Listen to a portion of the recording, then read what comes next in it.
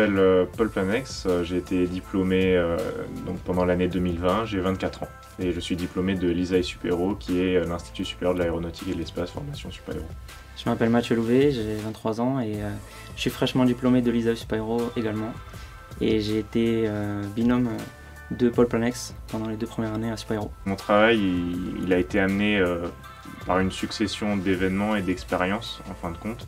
Dans un premier temps, un attrait pour le spatial, qui m'a conduit à vouloir étudier dans cette discipline et donc d'intégrer l'Institut supérieur de l'aéronautique et de l'espace. Et au sein de l'Institut, j'ai en fait suivi des cours et également des projets qui étaient par exemple de la géolocalisation de drones, qui m'ont en fait amené à découvrir les drones et les technologies de quadricoptères entre autres. J'ai eu la chance, grâce à l'Institut supérieur de l'aéronautique et de l'espace, d'accéder à des formations aux États-Unis, à Stanford, l'université Stanford en Californie. Donc être binôme, c'est être le partenaire de l'autre. Donc c'est beaucoup d'exercices à deux qu'on fait à deux et on rend le travail à la fin à deux. Et ça permet une compréhension en fait entre les étudiants de l'Institut, et on s'est beaucoup apporté au cours de ces 2 années. Les cursus au sein de l'Institut sont tous différents. On fait nos choix qui sont personnels, basés sur des affinités qui sont personnelles également.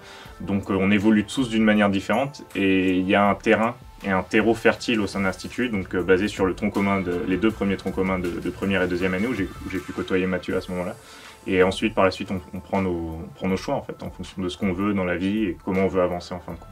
Ça peut être vraiment un cursus que vous pouvez agrémenter au fur et à mesure du temps. Les gens qui sont à Super-Héros, ils sont passionnés, beaucoup sont motivés, etc. Et vraiment, on a beaucoup à apprendre d'eux.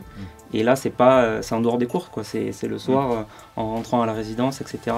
Et c'est là où on apprend énormément de choses aussi. Je comprends qu'on peut vite voir peut-être un métier d'ingénieur comme quelque chose de très rationalisé. Enfin, c'est de la rationalisation d'une certaine manière.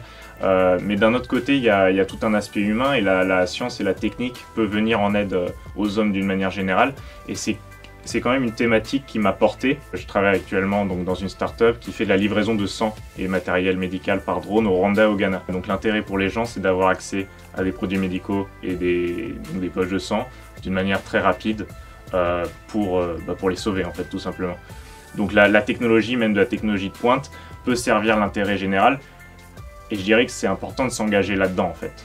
Et c'est un choix, c'est avant tout un choix personnel, je pense, et qu'il faut faire dans ces cursus, et on nous en donne les moyens. Je pense que ma plus grande fierté, c'est d'avoir pu mettre en pratique des connaissances techniques, donc à quelque chose d'intérêt général, un projet qui pour moi fait sens en tout cas. Paul, c'est quelqu'un qui adore apprendre déjà. Il s'intéresse à beaucoup de choses, et puis il va creuser, il s'arrête pas juste au superficiel. Très vite, on peut rentrer dans des débats, on peut rentrer dans des conversations plus profondes. Paul, il a la soif de la découverte. Il est en quête, et il s'arrêtera pas à ce qu'il a. Je pense que c'est des liens qu'on va garder à vie. Enfin, j'espère du coup, Mathieu. Qu'est-ce que tu en penses? Oui, non, mais au-delà du réseau, il y a aussi c'est des amis quoi qu'on s'est créés pendant les années d'études. C'est sûr ça.